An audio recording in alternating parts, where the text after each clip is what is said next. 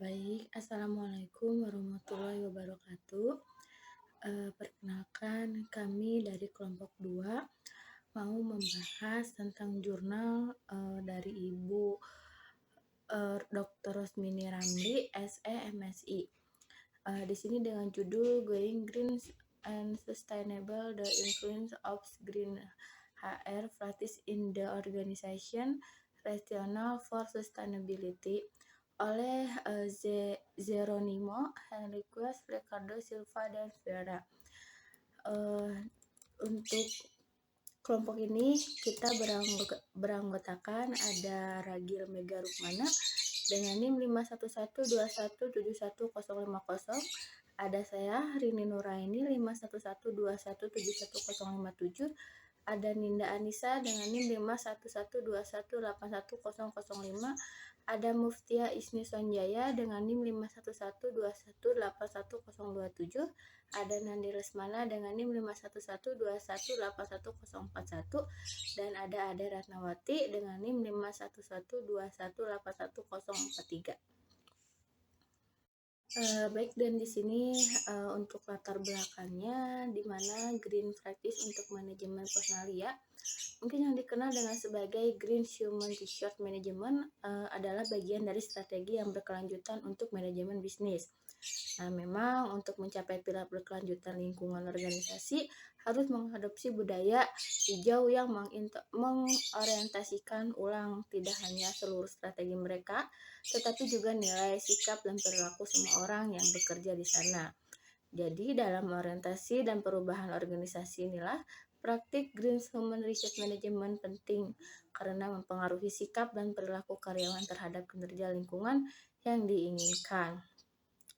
Seiring dengan praktik-praktik ini, organisasi juga perlu fokus untuk menetapkan berkelanjutan sebagai nilai inti lebih dari tindakan aktual organisasi. Apa yang benar-benar berkelanjutan sebagai penting adalah apa yang karyawan rasakan tentang pandangan organisasi mereka yang berkelanjutan. Dan ini merupakan proses yang dikenal sebagai alasan organisasi berkelanjutan. Untuk rasional organisasi ini dirasakan untuk berkelanjutan atau bisa disebut URS, memiliki potensi untuk menjadi lebih kuat daripada keyakinan pribadi. Itu menurut Tostikaras S 2017. Oleh karena itu, organisasi yang berniat untuk Green membutuhkan karyawannya untuk memahami dan percaya bahwa mereka secara aktif mendukung hal yang berkelanjutan. Selanjutnya di sini saya akan menjelaskan tentang identifikasi masalah. Yang pertama, apakah green hiring mempengaruhi karyawan memprioritaskan sustainability? Yang kedua, apakah green training mempengaruhi karyawan untuk memprioritaskan sustainability? Yang ketiga, apakah green compensation mempengaruhi karyawan memprioritaskan sustainability? Di sini ada tujuan penelitian. Yang pertama, untuk menganalisis pengaruh green hiring terhadap prioritas sustainability pada karyawan. Yang kedua, untuk menganalisis pengaruh green training terhadap prioritas sustainability pada karyawan. Yang ketiga, untuk menganalisis pengaruh green compensation terhadap prioritas sustainability pada karyawan. Baik, di sini saya akan melanjutkan apa yang telah rekan saya sampaikan. Untuk bab 2 tinjauan pustaka. Di sini ada manajemen sumber daya manusia menurut Armstrong dalam Adam tahun 2020, yang mana intinya bahwa manajemen sumber daya manusia merupakan suatu pendekatan koheren dan strategis dalam mengelola aset paling bernilai pada suatu organisasi, yaitu manusia yang bekerja dalam rangka meraih target objek organisasi tersebut. Lalu green recruitment. Mengambil dari Nawangsari dan Sutawijaya tahun 2019, di mana karyawan harus dievaluasi dan dipilih berdasarkan kriteria hijau. Misalnya, perusahaan yang merekrut dapat menekankan aspek lingkungan dalam deskripsi pekerjaan dan spesifikasi karyawan. Pertanyaan yang terkait dengan pengetahuan lingkungan, nilai, dan kepercayaan dapat ditanyakan dan karyawan yang berkinerja lebih baik dalam aspek ini dapat dipilih.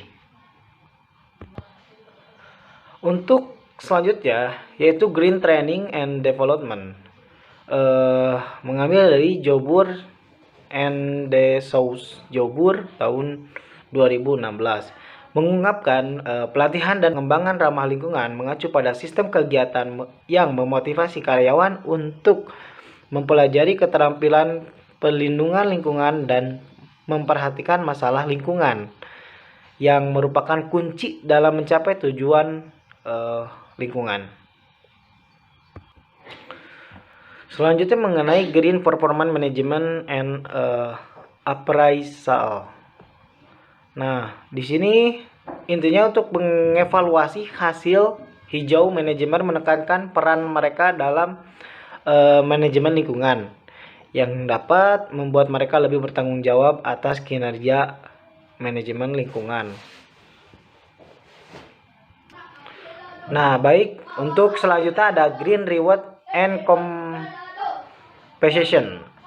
Nah, di sini lebih mengedepankan mengenai imbalan moneter dan non moneter lebih efektif dalam memotivasi karyawan untuk diberikan penghargaan non finansial ataupun secara dengan insentif keuangan dalam bentuk manfaat green trip atau green tax dan green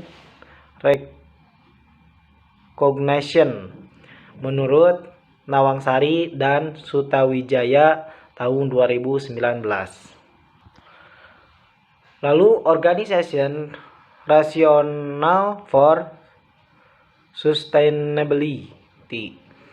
Nah, berdasarkan di atas menurut Boudreaux and Ramstad tahun 2005 dan kawan-kawan, intinya sebagai organisasi tentang untuk meningkatkan praktik sustainability melalui komitmen dan kontribusi dari seluruh organisasi.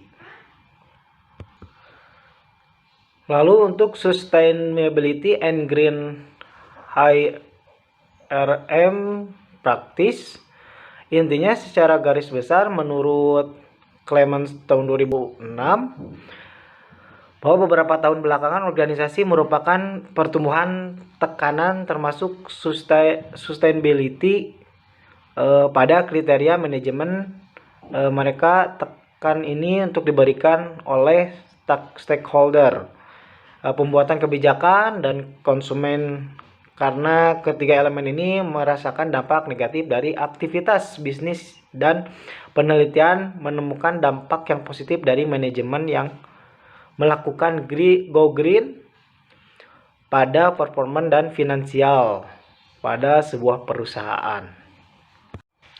Baik, di sini kita akan membahas mengenai metodologi penelitian. Untuk objek penelitian, data yang diambil melalui online survei di Portugal sebanyak 275 responden mengisi kuesioner. Nah, sebagian besar karyawan yang bekerja pada organisasi sektor ekonomi yang lebih banyak dari hotel, retail, dan makanan. Responden wanita memiliki persentase lebih tinggi, yaitu 57,5%. Dan kebanyakan yang memberi tanggapan pada kuesioner ini berposisi non manajerial, ya, dan rata-rata usia sekitar 31 tahun. Dan sebagian besar responden telah mengabdi untuk perusahaan selama 1 sampai dengan 4 tahun. Nah, lalu untuk metode penelitiannya, penelitian ini menggunakan kualitatif, metode fuzzy set, kualitatif comparate analysis. Metode ini dikembangkan oleh Charles Regan Metode ini mungkin penelitian untuk melakukan identifikasi kondisi atau kombinasi kondisi yang menjelaskan adanya atau tidak adanya hasil yang diberikan dari hubungan kausal yang kompleks. Oke. Lalu untuk populasi dan sampel. Nah, populasi menurut Sugiarto, sekumpulan individu yang memiliki karakteristik yang khas menjadi perhatian dalam lingkup yang ingin diteliti.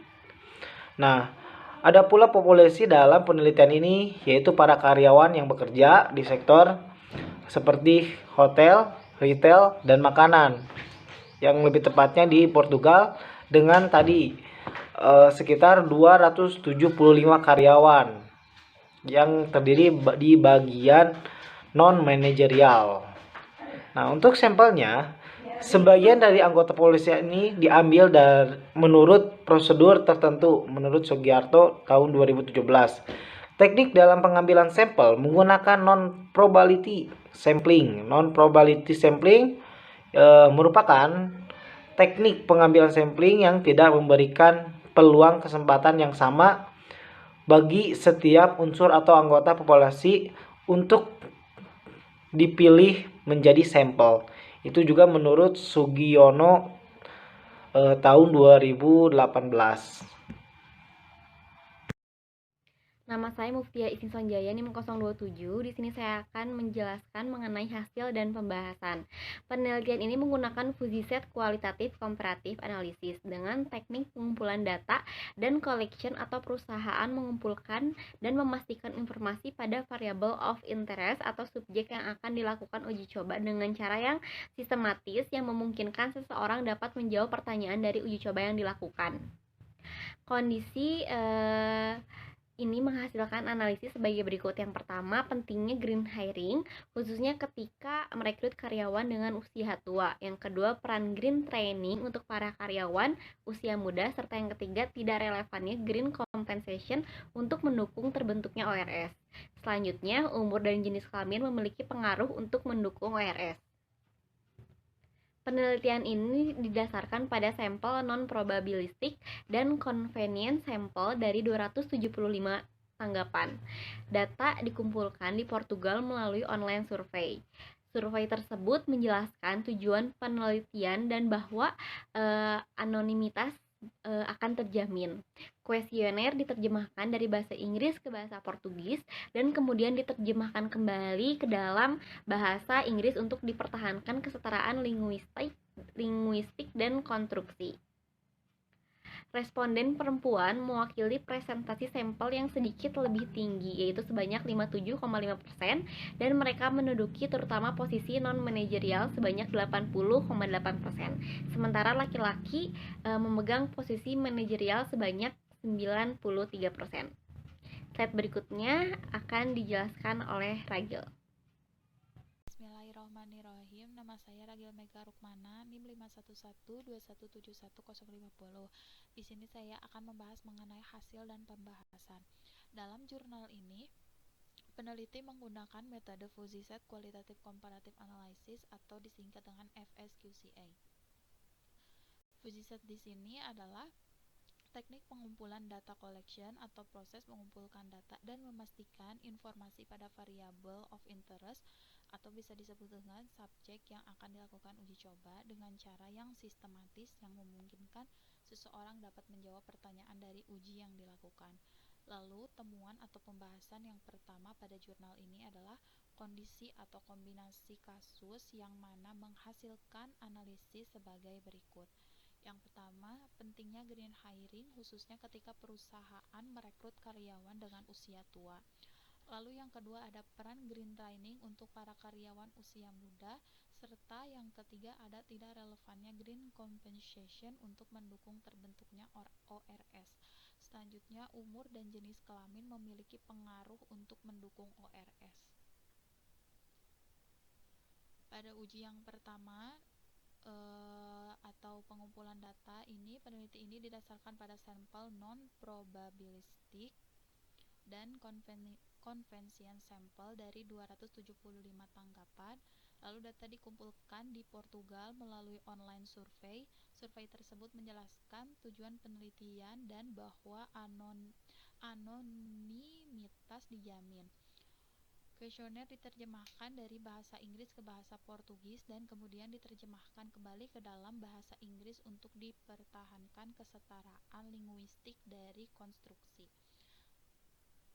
Lalu hasil tabel yang kedua, di sini dijelaskan bahwa hasil analisis kondisi yang dibutuhkan. Yang pertama, hasil analisis yang dilakukan oleh peneliti memperlihatkan bahwa hanya green training yang sebaiknya dipertimbangkan untuk membentuk kondisi ORS atau Organization Rational Sustainability. Kemudian, untuk memberikan dukungan kondisi ORS yang dibutuhkan, organisasi sebaiknya melakukan investasi terhadap green training. Namun peran dari green hiring untuk perusahaan yang menginginkan hasil ORS tidak boleh diabaikan. Dapat disimpulkan bahwa green training dan green hiring memiliki peran yang penting bagi perusahaan untuk ORS. Lalu ada analisis yang kedua mengenai kondisi yang cukup untuk ORS. Untuk analisis kondisi yang cukup untuk ORS memperlihatkan bahwa green training, green hiring, dan jenis kelamin adalah elemen yang penting untuk keberlangsungan ORS. Tapi ada beberapa kondisi yang saling berkaitan satu sama lain, seperti pada halnya green training lebih dibutuhkan karyawan usia muda, namun pada karyawan usia tua lebih membutuhkan green hiring. Solusi yang sama juga terjadi pada green compensation, di mana green compensation juga membutuhkan green hiring dan green training. Pada kesimpulannya, bahwa untuk membentuk ORS yang berkesinambungan, green human resource sangat dibutuhkan. Lalu analisis yang ketiga adalah analisis yang tidak terdapat hasilnya. Saat membandingkan konfigurasi kasual untuk ORS, peran dari green hiring sepenuhnya penting pada hasil sebelumnya untuk menunjukkan bahwa peran green training dan green hiring sepenuhnya sangat penting dalam praktek human resource, dan mereka juga mendukung terciptanya kondisi ORS meskipun pada akhirnya green compensation sebaiknya dihindari. Baik, selanjutnya mengenai kesimpulan dan saran akan dilanjutkan oleh rekan saya. Terima kasih. Baik, sebelumnya perkenalkan, nama saya Dea Ratnawati dengan NIM 043. Saya akan melanjutkan penjelasan dari rekan saya, yaitu mengenai kesimpulan.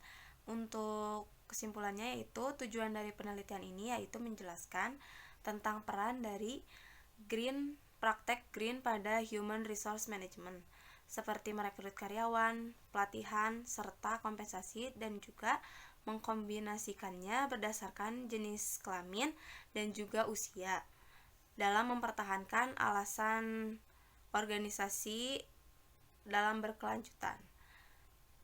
Dan sampel yang digunakan yaitu sebanyak 275 dengan karyawan yang bekerja di berbagai organisasi dan juga di bidang pekerjaan.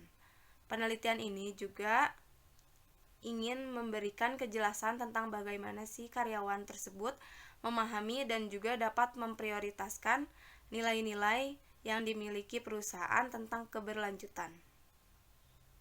Baik, selanjutnya ada saran. Yang pertama ada saran manajerial, yaitu dalam penelitian ini, peneliti meyakinkan untuk menggunakan green pada human resource management practice untuk meningkatkan persepsi para karyawan untuk lebih memahami strategi keberlanjutan. Dan juga peran manajerial ini juga sangat penting dalam mengkomunikasikan alasan organisasi berkelanjutan agar karyawan yang dengan usia muda agar lebih memahami apa itu keberlanjutan, dan juga mengutamakan calon karyawan perusahaan untuk memiliki pemahaman tentang environmental sustainability. Lalu yang kedua ada saran untuk peneliti selanjutnya, yaitu harus memiliki tujuan yang lebih spesifik dalam mengadopsi nilai-nilai dari alasan organisasi berkelanjutan, seperti dimensi organisasi yang terukur atau mengidentifikasi untuk visi dan misi. Dan juga saran lainnya, Peneliti harus lebih mengeksplor perusahaan yang tidak memprioritaskan keberlanjutan.